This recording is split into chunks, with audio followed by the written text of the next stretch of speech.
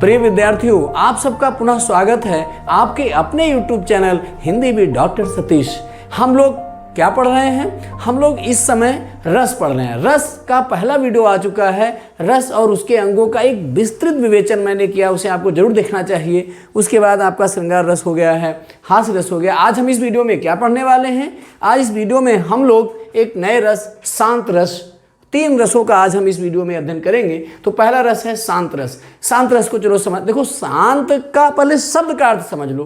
तमाम सारी किताबें आप पढ़ेंगे, वहां पर इसका अर्थ नहीं लिखा रहता है। तो शांत का अर्थ होता है समन। क्या होता है? समन करना। जैसे हम लोग कोई लड़ने लगता है, कहते भाई शांत शांत शांत, यानी कि उसके क्रोध का हम उस समय समन कर रहे होते हैं कि क्रोध शांत हो जाए, मानो झगड़ा खत्म हो जाएगा। और समन का अर्थ होता है नाश करना। या अब किस चीज़ का नाश करें? किसी का घर बार नाश कर देंगे क्या? नहीं, हम सांसारिक विषय वासनाओं के नाश करने की बात करते हैं। बात समझ में आ गई? यानी कि शांत रस उन रचनाओं में होगा, उन प्रसंगों में होगा जहां पर हम सांसारिक विषय वासनाओं से दूर और ईश्वर की तरफ मुड़ रहे होंगे। यानी कि शांत रस के अंतर्गत इस संसार को क्या माना जाएगा? इस संसार को अस्थिर माना जाएगा, नश्वर माना जाएगा, केवल और केवल सत्य क्या माना जाएगा? ब्रह्म माना जाएगा। इसीलिए जो शांत को समझ लेता है वो संत हो जाता है। जो संत होता है, आसाराम बाबू उनके जैसे नहीं, वो क्या करते हैं? वो सांसारिक वैभवों से दूर होते हैं और ईश्वर में रमण करने लगते हैं। तो अब इसका स्थायी, देखो स्थायी भाव का अर्थ बड़ा अच्छा है। स्थायी भाव इसका निर्वेद। निर्वेद को वैराग्य भी कहते हैं। देखो, निर्वेद का मतलब है निवेद। वेद का अर्थ बंधन भी होता है, कि जो बंधन में ना रहे। कैसे बंधन में ना रहे? सांसारिक माया मोह। ये हम लोगों का मोह तो है कि घर बना लें, भाई बच्चे आराम करेंगे, पोती पोता, ये सारा बंधन मोह। फला ऐसा कर लें, उसका लूट लाएं, ये कर लें। इन सांसारिक प्रपंचों से मुक्त होना ही क्या है? निर्वेद है। तो निर्वेद का अर्थ वैराग्य भी होता है। यानी कि जहां पर मनुष्य को क्या है, इसकी परिभाषा अगर समझें, इन शॉर्ट क्या समझेंगे कि जहां संसार के प्रति उदासीनता के भाव का वर्णन होगा, वहां से वैराग्य होगा। हम संसार को नश्वर मानने लगेंगे, वहां शांत रस होगा। अब जो आजकल कंपटीशन थोड़ा और टफ हो गया, अब केवल वो स्थायी भाव तक नहीं मानता है। अब क्या मानता है कि इसका वर्ण क्या है? मैं हर रस का वर्ण बताते चल रहा हूं। इसका वर्ण धवल है और कुंदेंदु, ये दोनों किताबों में नामवाची कोश में लिखे हुए हैं। कुंदेंदु का अर्थ वही, या कुंदेंदु तुषार हार धवला, या शुभ्र, वही कुंदेंदु वाला। कुंद एक फूल होता है। देवता इसके कौन है? नारायण और लक्ष्मी नारायण, दोनों मिलता, दोनों एक ही बात है। तो आपको इनका रंग भी याद रखना है, इनका देवता भी याद रखना है। क्लियर हो गई बात? अब इसका कैसे, थोड़ा सा ये कठिन माना जाता है। ये 9वां रस है, ध्यान में रखना। ये कौन सा रस है? 9वां। आचार्य भरत मुनि ने कितने रस बताए थे? 8। और उन 8 में आचार्य भरत मुनि ने शांत रस को नहीं स्थान दिया था। शांत रस को रस रूप में स्थापित करने वाले आचार्यों के नाम पता है? आचार्य मम्मट, आचार्य उद्भट। आचार्य उद्भट के उत्कट प्रयास से शांत रस रस के रूप में मान्यता प्राप्त हुआ। तो शांत रस को आप कैसे पहचानेंगे? एक लाइन लिखी होती है और उसी में पूछता है इसमें रस बताओ। तो मोस्टली शांत बच्चों, इसलिए हमने इसका फीचर भी लिख दिया। इसकी पहचान कैसे करेंगे? जिन रचनाओं में माया का विरोध हो। किसका विरोध हो? माया का। सांसारिक आकर्षणों पर व्यंग हो। कैसा हो? जो सांसारिक आकर्षण है उनका व्यंग हो। वहां पर रस कौन सा होगा? शांत रस होगा। भक्ति नहीं। भक्ति में तो फिर भक्ति के भगवान के प्रति जो रति है, अभी मैं उस पर चर्चा आज करूंगा, बहुत गहन चर्चा करने वाला हूं। तो ये इसका फीचर है कि जहां माया का विरोध हो, सांसारिक आकर्षणों पर व्यंग हो। कैसे? मैं उदाहरण बताता हूं। तमाम मुनियों ने, ऋषियों ने, संतों ने, इवन कवियों ने, काव्य, अगर आप भक्ति काल देखेंगे, चाहे वो कबीर हो, भक्ति काल जान ही रहे, चाहे कबीर हो, कबीर ने कहते माया महा ठगिनी हम जानी। अब इस संसार को उन्होंने कहा ये माया है, ये बड़ा ठगनी है। तो इसका मतलब यहाँ कुछ नहीं है, इसके आगे हमें चलना चाहिए कि माया महा ठगनी हम जानी। ऐसे इनके बहुत सारे उदाहरण हैं कि माली आवत देख कर कलियन करी पुकार, फूल फूल को चुन लिए काली हमारी बार। अब ये भी उसका है कि उसका अर्थ कि ये कैसे कि अब माली आया, फूले फूले चुन लिए, कल हमारी भी बारी। यानी कि संसार में कुछ रखा नहीं है। चलती चक्की देख कर रहा कबीरा रोए, दो पाटन के बीच में साबुत बचा न कोई। कबीर का ज्ञान देखिए, चलती चक्की देख के रहा कबीर। चक्की कैसी, ये धरती उसका एक पार्ट है और एक पार्ट है आकाश का, इसमें कोई साबुत बचने वाला नहीं है। इसलिए वो परम तत्व ही सत्य है, ईश्वर ही सत्य है, उसका ही हमें स्मरण करना चाहिए। उन्होंने संसार की नश्वरता पर भी बताया कि यह ऐसा संसार है जैसा सेमल फूल। ये संसार कैसा है, ये सेमल के फूल जैसा। सेमल का फूल आजकल देखो आप लोग गली गली सड़कों पर पीला पीला कान जैसा पड़ा मिलता है, एक 10-15 दिन के लिए वो खिलता है। तो यह ऐसा संसार है जैसे सेमल फूल, और दिन 10 के व्यवहार में झूठे रंग न भूल। कबीर कहते ये संसार कैसा है, ये सेमल के फूल की तरह, इसलिए आपको घमंड नहीं करना चाहिए।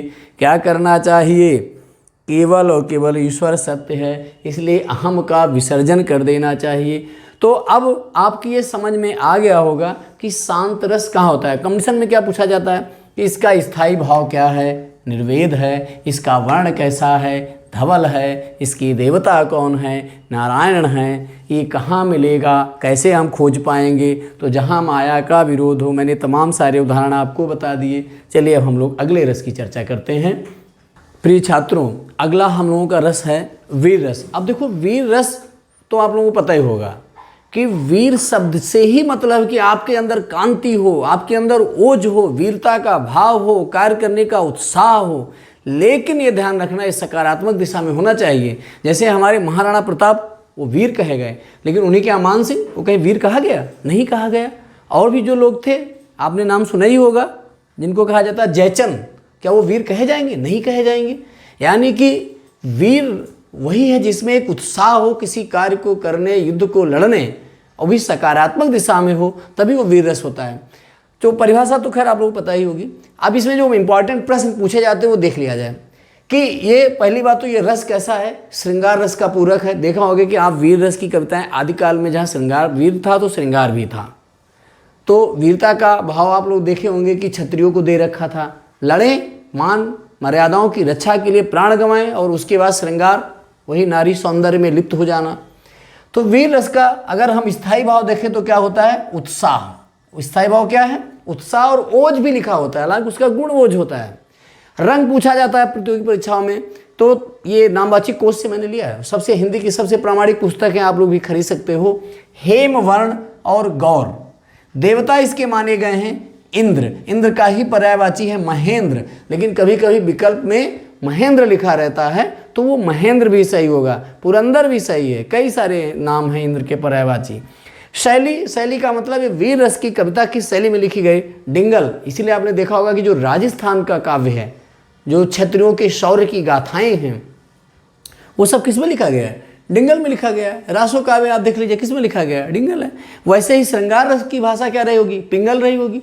जैसे हम लोग कल पढ़ चुके ना श्रृंगार रस में कि वहाँ पर च वर्ग रहता था, और इसमें संयुक्त, जैसे श्रृंगार रस में जो चीज़ें वर्जित थी कि वहाँ पर मूर्धन्य ध्वनियाँ नहीं होंगी, टवर्ग नहीं होगा, संयुक्त ध्वनियाँ नहीं होंगी, वही चीज़ें इसमें सकारात्मक हैं। यानी कि वो चीज़ें यहाँ पर होंगी।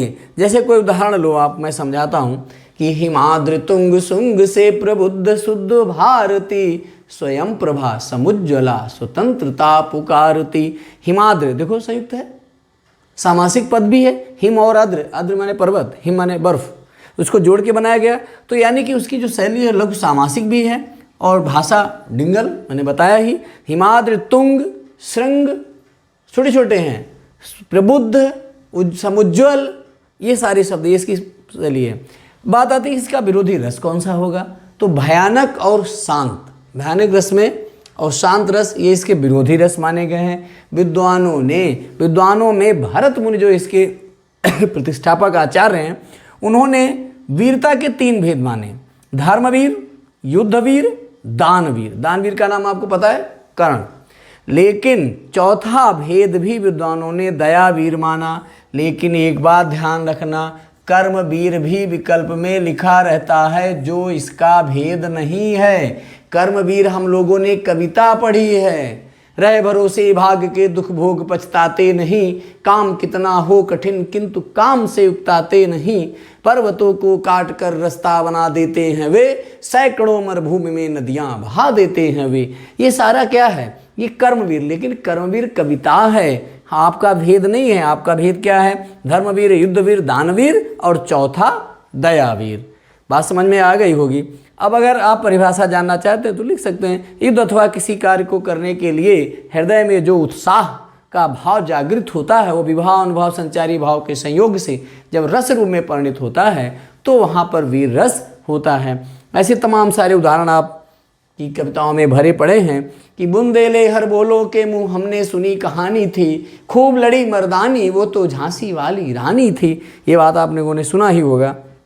एक बड़ा चर्चित उदाहरण है, मैं सत्य कहता हूँ सखी सुकुमार मत जानो मुझे, यमराज से भी युद्ध में प्रस्तुत सदा मानो मुझे, है औरों की तो बात ही क्या गर्व मैं करता नहीं, मामा तथा निजतात से भी समर में डरता नहीं। इस तरीके से ये वीर रस के तमाम सारे उदाहरण हैं, इसे आपको समझ लेना चाहिए और इनको अच्छे से समझ लेना चाहिए। कंपटीशन में इसका ये नहीं पूछा जाता इसमें आश्रय क्या है, आलम्बन क्या है। आश्रय आलम्बन लिखना है तो आपको पहला वीडियो देखना चाहिए, उसमें मैंने आपको चित्र के माध्यम से बताया है कि जिसके अंदर वीरता का भाव जगता है। अब जैसे इसमें अभिमन्यु में जगा, मैं सत्य कहता हूं, तो वो आश्रय हो जाएगा, है ना। आलम्बन जिसको देख कर जगता है, उद्दीपन जिसके सारे बढ़ जाता है, तो ये सारा हो गया। चलिए हम लोग एक अगले रस, नए रस पे विचार करते हैं।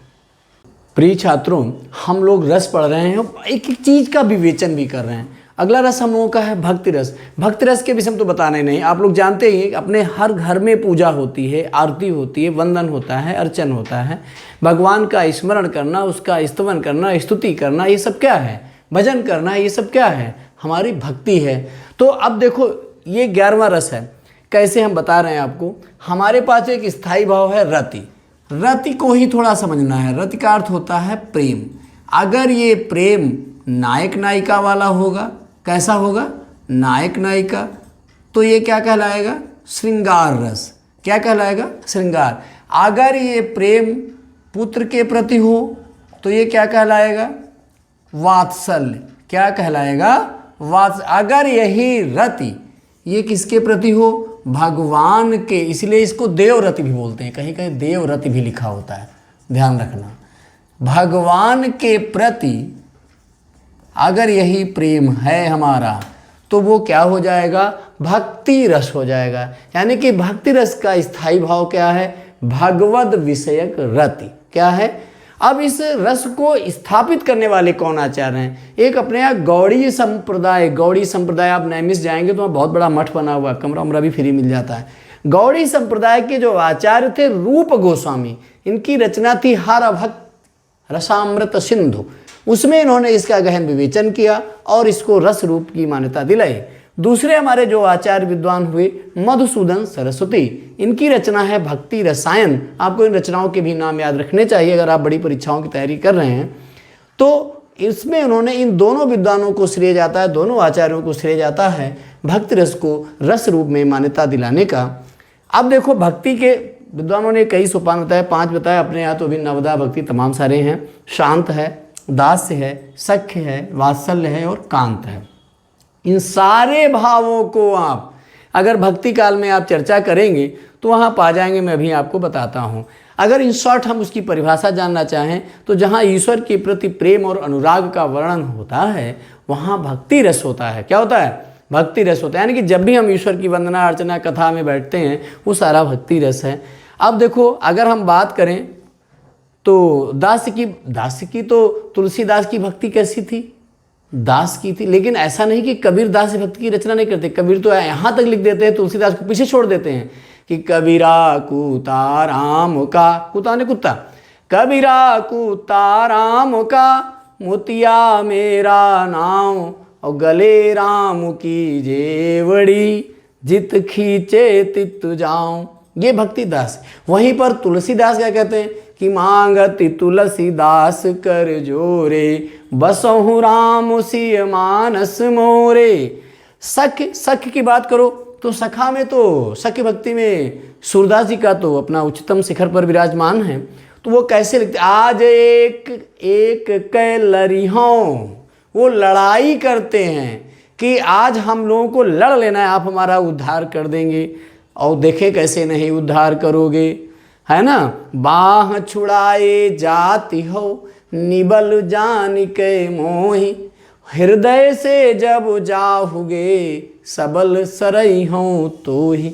वही वात्सल्य रस के तो वो सम्राट ही हैं। तो वो वात्सल्य भाव, वात्सल्य का मतलब समझ लो, चाहे भक्त अपने आप को पिता मान ले, भगवान को पुत्र मान ले, वहाँ भी वात्सल्य है। चाहे भगवान को पिता मान ले, स्वयं को पुत्र मान ले, ऐसे ही जहाँ पर वर्णन होती रचनाओं में वो वात्सल्य भाव होता है। कांत का मतलब होता है पति मान लेना। जैसे कबीर लिखते हैं कि हम मेरे घर आए राजा राम भरतार, तन रत कर मैं मन रत करिहो पंच तत्वराती। ऐसी भक्ति जब करते हैं, दुल्हनी गावहु मंगलचार, तो वो कांत भक्ति कहलाती है। इसके और सारे उदाहरण देख सकते हो। मीराबाई कि मेरे तो गिरधर गोपाल दूसरो ना कोई, जाके सिर मोर मुकुट मेरो पति सोई। मेरे तो गिरधर गोपाल। वहीं पर तुलसीदास क्या लिखते कि एक भरोसो एक बल, एक राम विश्वास, एक भरोसो एक बल, एक आस विश्वास, एक राम घन श्याम हित, चातक तुलसीदास। बहुत बढ़िया लिखा। और लिखते हैं कि राम सो बड़ो है कौन, मोसो कौन छोटो है, और राम सो खरो है कौन, मोसो कौन खोटो। ऐसे बहुत सारे उदाहरण बिखरे पड़े हैं। देखो एक रसखान का भी है कि धोरे भरे अति शोभित श्याम जू, तैसी बनी सिर सुंदर चोटी, खेलत खात फिर अंगना, पग पैजनी बाजत पीरी कछोटी। ऐसे बहुत लंबी कविताएं हैं। चलिए हम लोगों को इसको यहीं तक समझना है। इस तरह आप लोगों ने आज समझा, भक्ति रस समझ गए, वीर रस समझ गए और शांत रस समझ गए। इन तीनों का लगभग एक जैसा था, इसलिए आज बताया गया। अगले वीडियो में आपको 3 रस और बताएंगे। मेरे प्रिय छात्रों, आपको रस का पहले अंग और उसकी परिभाषा देखने के लिए पहला वीडियो देखना चाहिए। दूसरे वीडियो में क्रमशः हम 2 रस, फिर 3 रस, ऐसे 3-3 रसों का एक वीडियो आ रहा है। मुझे पूरी उम्मीद है कि आपको मेरे एक्सप्लेनेशन के बाद में एक चीज़ समझ में आ गई होगी। इससे आगे रस में कुछ नहीं पूछा जा सकता है, मेरा ये पूरा आपसे वादा है। अब आपको करना क्या है, पिछली परीक्षाओं में पूछे गए प्रश्नों को जानने के लिए मॉडल पेपर उठाना है और मेरे वीडियो को सुनने के बाद उस मॉडल पेपर को हल करना है। अगर आप उसे हल कर लेते हैं, इसका मतलब हम लोग ठीक पढ़ रहे हैं, ठीक पढ़ा रहे हैं। आप पढ़िए, आप समझदार बनिए, आप अपने लक्ष्य को प्राप्त करिए। मेरी यही शुभकामना है, मेरा यही आशीर्वाद है। वीडियो देखने के लिए बहुत बहुत धन्यवाद।